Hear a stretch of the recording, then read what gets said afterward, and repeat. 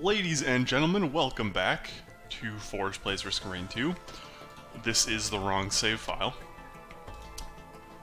We've been on a couple of day hiatus since the last episode has gone up, but today I am playing a character that I've been looking forward to playing for quite a while, the Artificer.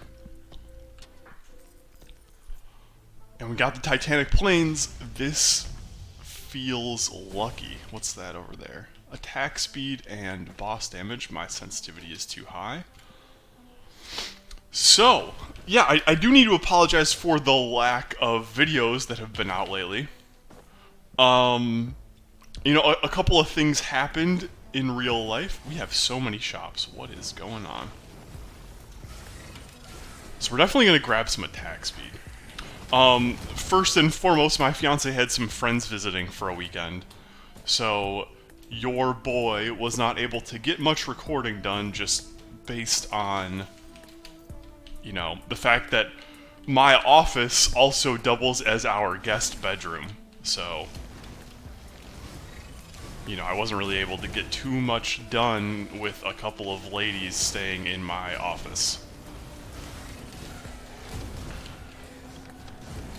But we're back. Yeah, there we go. And we're gonna smash this episode, I do declare. I did try recording one a couple of days ago, but I was running on not a whole lot of sleep due to some bathroom-related issues. And by bathroom-related issues, I don't mean, like, I had some bathroom-related issues, more like the toilet in my house flooded. So, you know, that wasn't great. I went to bed at like 3:30 in the morning because I was up late doing job application stuff, and suffice to say, my fiance woke me up at like 6:30 because the toilet was flooding in the bathroom. So, you know, not a good time. I had a little bit of free time that day, tried to record an episode. I will say this: we died to Beetle Queen 6 times on the first stage with good items on most runs. So, you know, not our finest hour.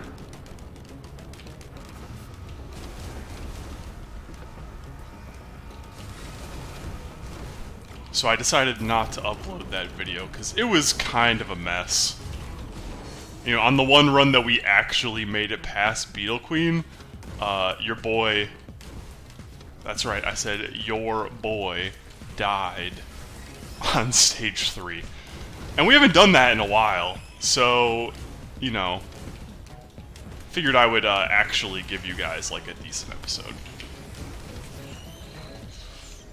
Hit him with that. I don't know if the frost wall blocks projectiles, and you know what, I think my question just got answered.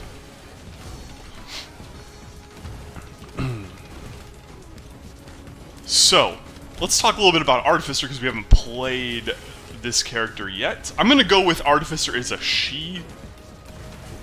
I don't actually know that for sure, but I believe it to be true.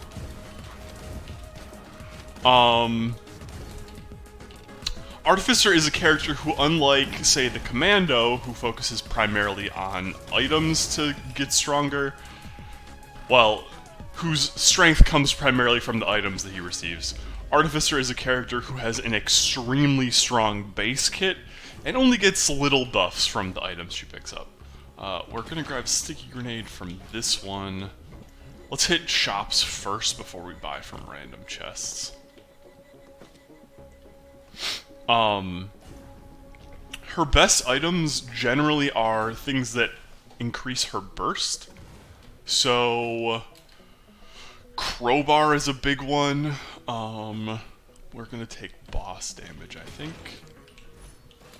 Crowbar is a big one. There's some others that I'm forgetting. I haven't played the game in probably 5 or 6 days. I think it's about 5 days since the last upload. I recorded the last upload the day before. Alright, let's open... Well, maybe not. Maybe we'll have enough to open the green chest there from these small things. I played the game last a couple days before that. last episode came out. Love to see Lensmaker's glasses. One of Artificer's biggest weaknesses is dealing with wisps, because our M1, the Flame Bolt, travels pretty slow and has a limited number of charges that have to recharge. I'm gonna take this. I want the attack speed. I mean, like, we cap out at being able to shoot 4 Flame Bolts, but attack speed helps our M2 charge faster. So we definitely want that. Pop this open. Crit chance is always great. We will hit a number of times with our flamethrower, which I think makes missile launcher pretty good. But yeah, you know, I've been busy lately. I'm doing a lot of job application stuff. Like I said, we had people visiting, which kind of cut off a lot of my free time. Also, my friends have been pretty demanding. They've gotten into Sea of Thieves. And one of my friends has been having, you know, I haven't had a whole lot of time to hang out, play games, spend time with him recently. So I've been prioritizing that a little bit.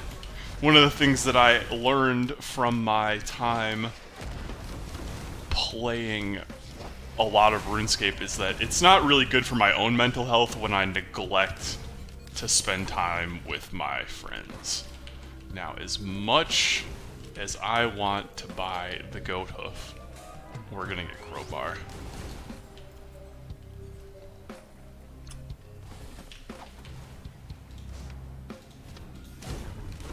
Goat hoof is an amazing item just for all-around mobility, one of which, you know, we're gonna need on Artificer because of the lack of mobility in her kit. Unlike many other classes, her utility ability is not movement, it's that ice wall thing that we've seen. What's this? Oh, another thing, backup magazines are gonna be huge for us. Yes, it didn't take the missile launcher. I was perfectly fine with it taking either the flame or the daisy, or I mean the whip or the daisy. Took the whip. Happy to see it go.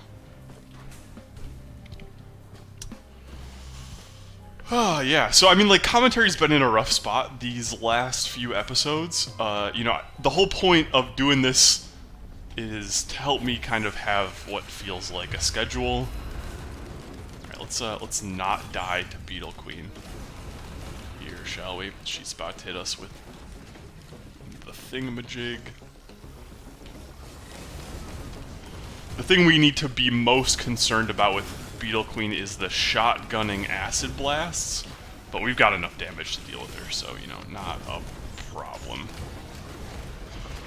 So, you might be wondering, yo, f0rje, why is this character good when she doesn't even have a utility skill that is useful? I mean, a wall that doesn't even block projectiles, what's that? Well, imagination person that I'm currently conducting an argument with. Ooh, 2 ice bands, gotta love it. The ice wall is pretty good because it allows you to execute low health enemies. It functions kind of like a guillotine for enemies that have been frozen in them. The hard part, of course, is actually landing those hits. Now, like I said, it's a little bit difficult to land them, considering when you hit the button you have a limited amount of time, and sometimes actually getting the final hit can be a pain when some of your abilities are on cooldown. But it's worthwhile enough, although I don't think it works on bosses. Alright, so we're running a little low on cash here. Hopu Feather is fantastic for Artificer because we want to be able to hover around. Okay. We're definitely going to take the teddy bear. Being able to block damage is a big boon. Considering, like I said, you know, we don't have a lot of damage reduction, mitigation, or movement speed baked into our kit. That being said, I think I'm not going to take Crowbar. Crowbar is really good on Artificer, but like I said before, we have enough inherent strength from our kit that I don't think it's necessary to get right off the bat. We'll see more damage increasing items. The Goat Hoof is going to give us mobility that we're going to need to dodge Shotgun Blasts from Beetle Queen, from Greater Lemurians, dodge troubling bleed lasers from Imp Overlord, etc., etc. Okay. Red Whiptown, we have you. Ooh. This is dumb, and I should just go for the stage ending. Yep. I was gonna say we could kill these rares and see if we can find other chests, but I think that's too much time. Too much time spent for unreliable gain. Allow me to hydrate real quick.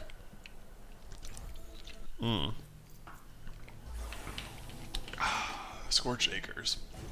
There are a lot of complaints about the traversal of this map, namely you have to go around to go up levels, things of that nature. It's very difficult to traverse quickly if you get stuck in an odd spot. Hey. Ooh. We're definitely going to take Goat Hoof off of that one too, I think.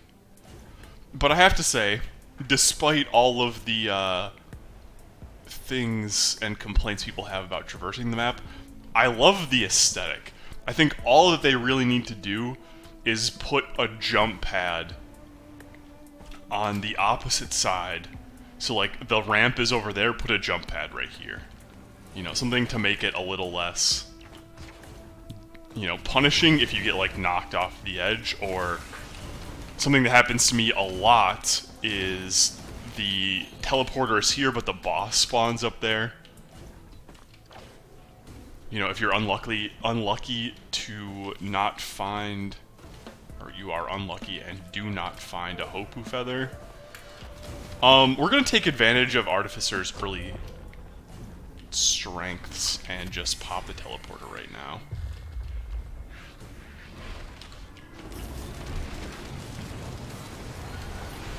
Okay, this is what I'm talking about. We do not want to be in close proximity with everything that's going on here, especially when we're on such low health. We need to get away long enough for the, okay, that didn't work. I was gonna say long enough for our Cautious Slug to kick in.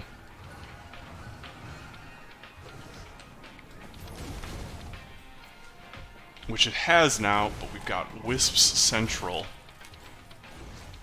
we have to worry about now.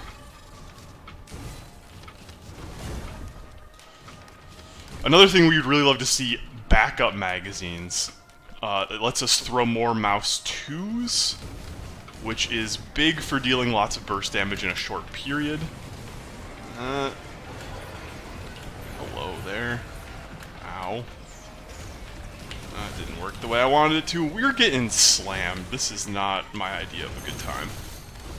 We need to deal with that Wisp, which I think the bleed, or the burn from our Mouse 1 will deal with it. We gotta deal with these Wisps. Thank you. We do still have the Daisy. I don't know if it's procced yet.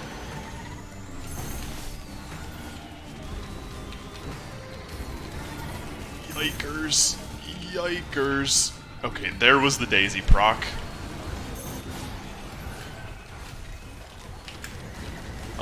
We gotta remember to hold spacebar to get the float.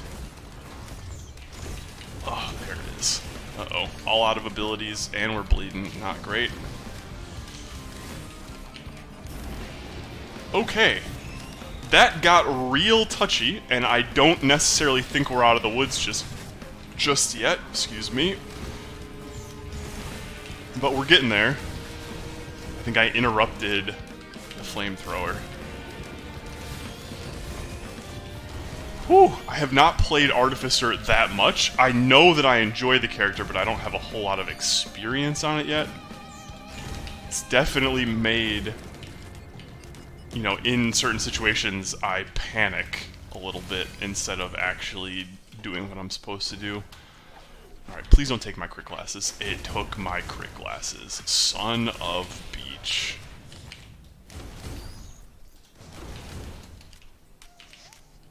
And then it took my slug. Thank you. We're not going to take anything else. 3 goat hoofs plus a whip, I think, is good enough. Yeah. So I spoke incorrectly. I was corrected by a generous man in the YouTube comments. Eccentric vase is awful. I was incorrect about the 2 bands that we get from the Greater Lemurians. We have the ice one right now, the ice and fire, the songs of ice and fire, yada yada. Let's buy our cautious slug back. That was key to our success in that boss battle there. Oh good, we've got more crit glasses here. Okay, that doesn't feel so bad. Crit glasses are really strong on Artificer because if you roll to crit on your ability, you crit the whole ability. So, you know, if you roll the crit on the flamethrower, you get the whole flamethrower as a straight line of crits, which, when it happens, you know, pretty rarely with only 10% crit chance, but when it does happen, is actually insane. Alright, in the interest of time, I think we're going to pop this bad boy. Let's take a random. Ooh, Topaz Brooch. Very, very good. I want to get to the next stage before 18 minutes. So we're just going to hit this real quick. Ooh, 2 cautious slugs is amazing. I also need to stop mumbling to myself. I've watched some of my own videos just to like check on audio, and I noticed that I mumble to myself a little bit when things happen, and it can be kind of hard to hear. My apologies for that. Like I said, this whole thing is kind of like a learning process for me. Like, I know this isn't my first foray into YouTube, etc., etc. Ooh. Hello, green chest. But I've got a lot to improve upon, that's for dang sure. A lot to learn, a lot to get used to. Live commentary while playing a very demanding game is one of them. Okay. Not Siren's Call. Thank you. Oh, it's really tempting to hit the Shrine of the Mountain. It's really tempting. I'd also really love some attack speed, to be honest. I know that we gave up on multiple chances to take attack speed. I think we took survivability, and that was the smart plan, smart choice.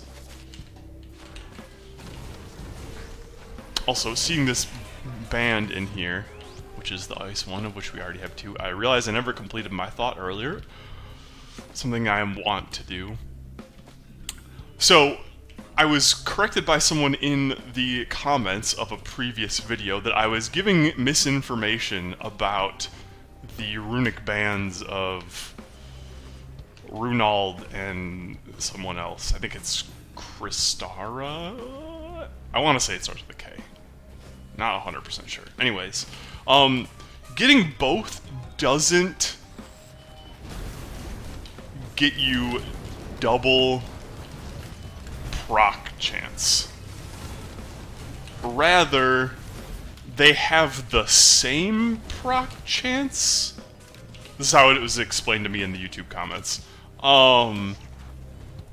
So like if you, like they have the exact same proc rate, like not just, you know, they both have an 8% proc chance, but it's like literally the same proc rate.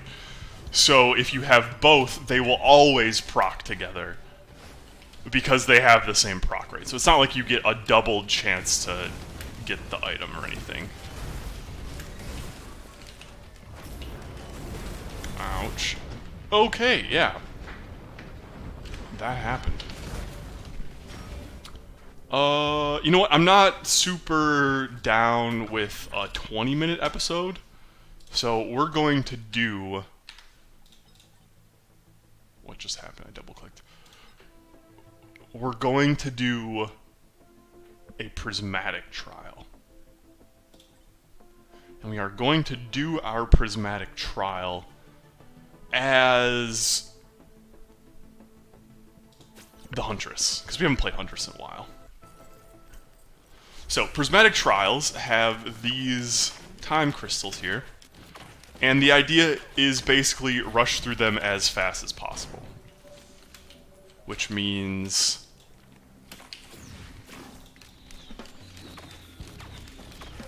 you have to hit 3 of these time crystals, activate the teleporter. I think you go through 3 stages. I'm not 100% sure about that. But I do believe it's 3 stages.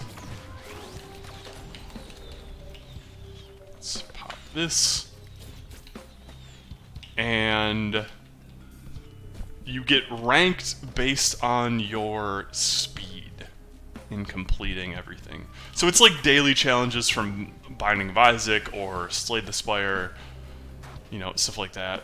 I would really love to get some items before we fight the boss.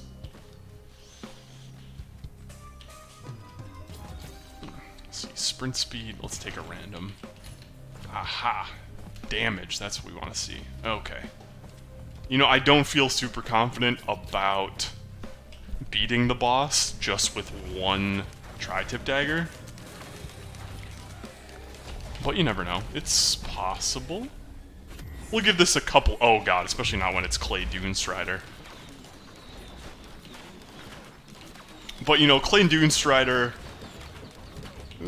Oh no, I fell in the drink. Okay. Clay Dunestrider in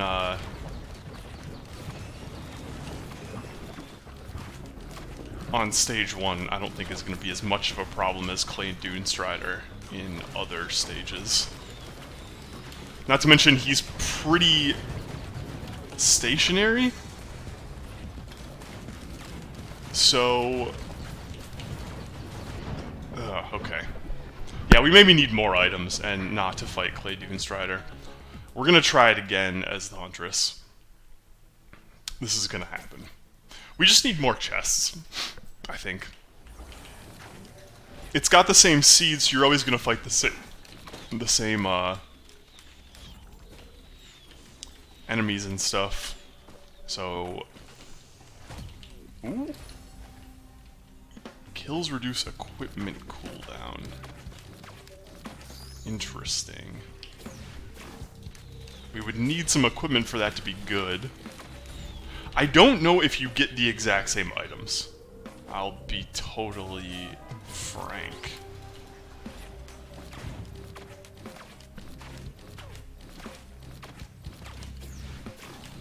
We also know that there are no chests over here. I don't know why I took this exact route, knowing that there's nothing over here. If we die again, that'll be a change that I make.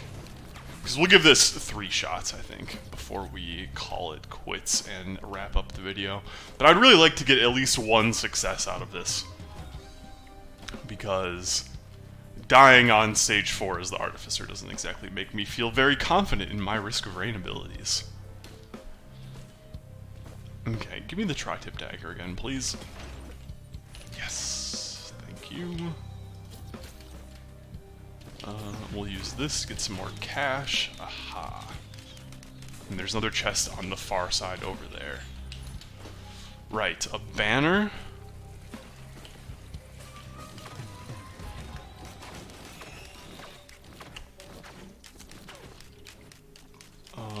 What else? Oh, there's another chest down there as well. Ooh, and an offensive chest. Okay. Kyaro's band. I knew it started with a K. On hit effects, greatly appreciated.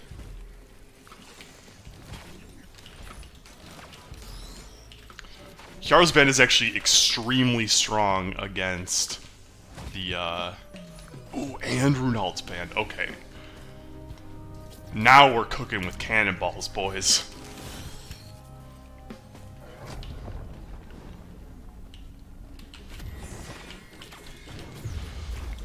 Yeah, so these bands are really strong. Kiaro's band especially is really strong against the Clay Dune Strider because it doesn't move around that much, so the flame tornadoes get plenty of space. Okay, we need to deal with this guy here.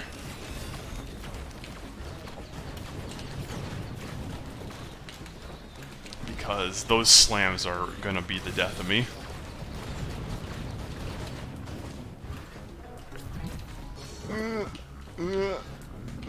Okay.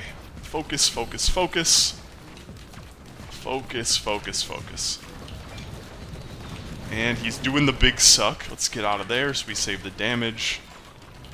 Look at that. Look at that. Ooh, and we got a Will-o'-the-Wisp. Alright. This is a really strong Prismatic Trial. Both bands. So they don't double their chance to proc, but they do always proc together. Which is really cool. Not as cool as, you know, getting a double chance to proc, but I'll take it. Okay, we need to get 3 of these crystals. I want to hit that multi-shop. We're gonna go here.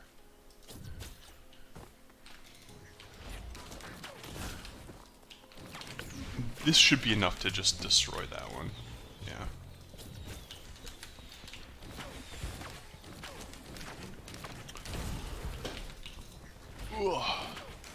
So, other than prismatic trials, I want to take a small amount of time to talk about dealing with confrontation. So lately, I've gotten in a fight with my dad. You know, to hear him tell it, I've been totally unresponsive and unfair and have been bailing on plans that we agreed to long before, yada yada yada. From my perspective, I made plans with my dad and he essentially broke those plans multiple times, never gave me the details, yada yada yada. Oh god, it's a... Okay, this is gonna be interesting. It's a blazing vagrant. That's not really what your boy wants to see.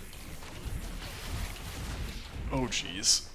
We don't have any healing items, and the burn killed us. Okay. So here's what we're gonna do. We're gonna give this one more shot. We are gonna play Commando, because Commando works really well with these items.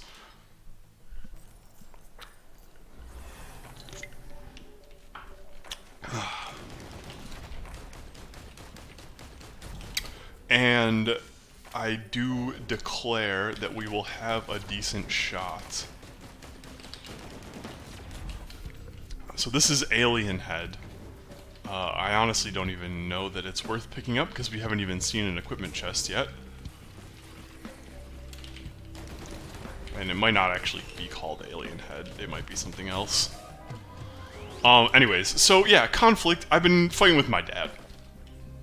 And this is a cautionary tale, I would say. Because generally, when I fight with my dad, I do my best to keep things even and be, like, I don't want to say respectful, per se, but, like, you know, try and compromise, meet halfway on the argument, like, you know, be a good child, I guess you could say.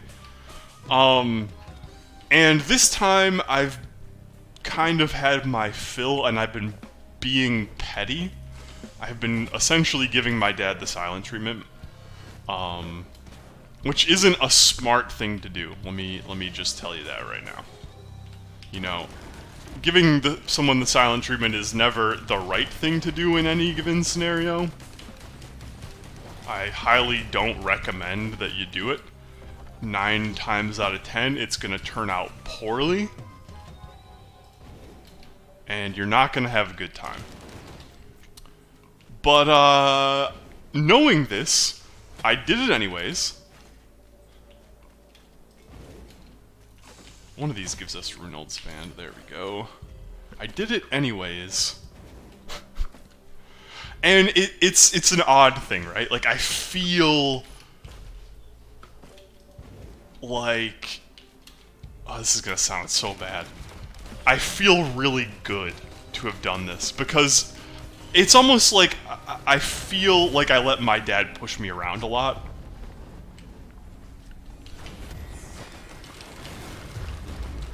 Okay, we need to get away from this guy, or we are gonna get destroyed.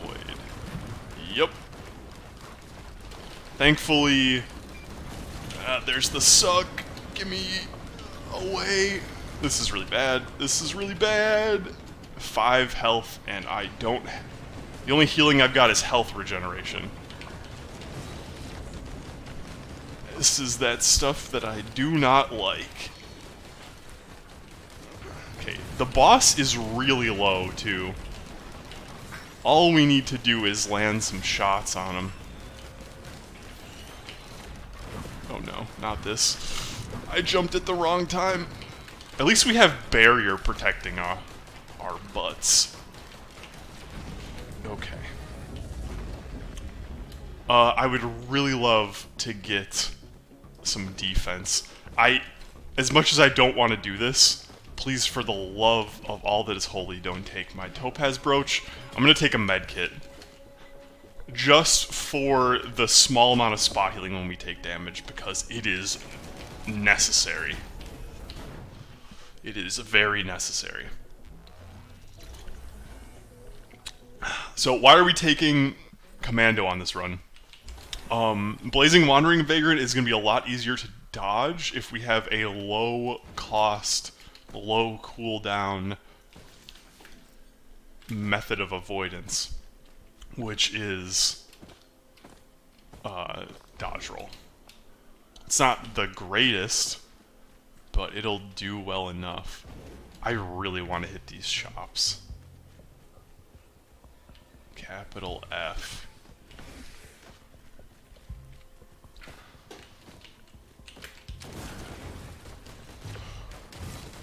Ooh, yeah. Alright. So, there's one crystal here. We might do it after the boss. I think we've got enough upfront power to take out Blazing Wandering Vagrant.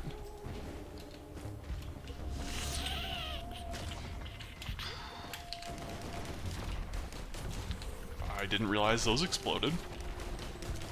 You know, I probably should have figured that out from the,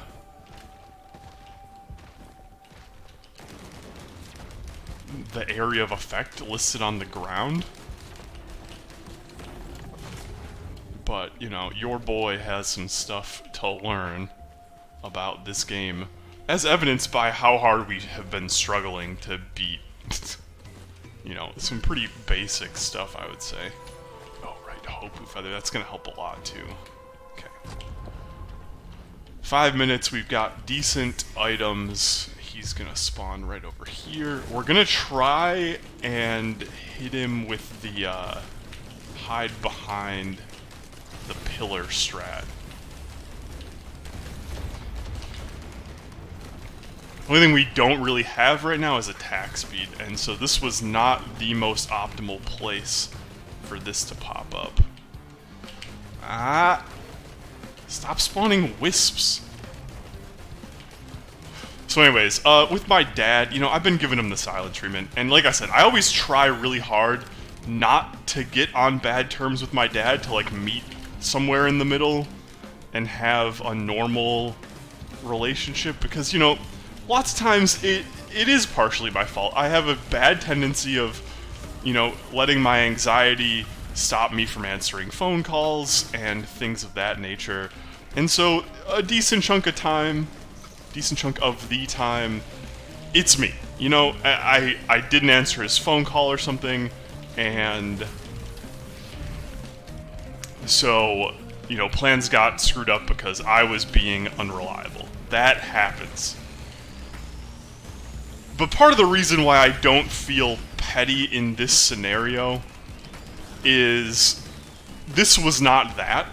I was very reliable in these plans that we were making, and my dad just fucked it up.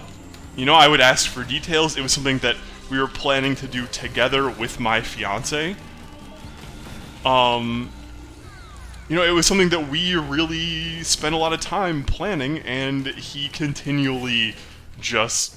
I would ask for details, and I wouldn't get them, and so on and so forth.